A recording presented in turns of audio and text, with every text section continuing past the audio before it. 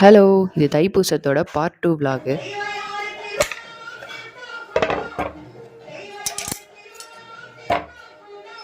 Main matter என்னன்னா, onions cut பண்ணுறீங்க ஏதாவது பொரியலுக்கு அப்படின்ற பட்சத்தில் அதை இருக்கிறதையே எவ்வளோக்கு எவ்வளோ பொடி பொடியாக கட் பண்ண முடியுமோ அவ்வளோக்கு எவ்வளோ பொடியாக கட் பண்ணணும். Like this. ஸோ தட் அது அந்த ஆயிலில் அழகாக ரோஸ்ட் ஆகி நல்ல ஒரு மேஷ்டு கன்சிஸ்டன்சி வரும்.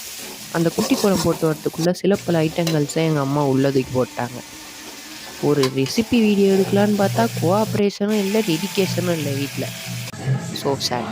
சரின்ட்டு நான் மறுபடியும் குழம்பு போடுற வேலைக்கே போயிட்டேன்.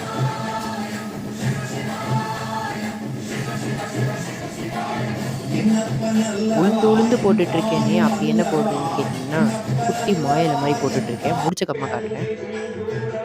ஓகே, ஒரு 4 புள்ளி கோலம் அழகாக ஒன்று நான் போடுவேன். அது என்னோடய சின்ன வயசு ஃபேவரெட்டு. அது உங்களுக்கு காட்டுறேன்.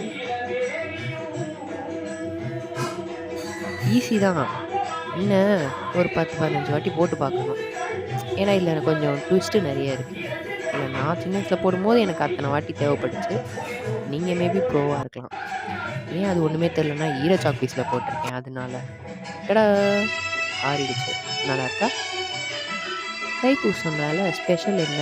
கார்த்திகை கோலம் தான். நல்லா இருக்கா? இதெல்லாம் போட்டுட்டு நான் போகிறதுக்குள்ள பொரியல் ஆல்மோஸ்ட் ஓவர். சரி, பரவாயில்ல. பாய்.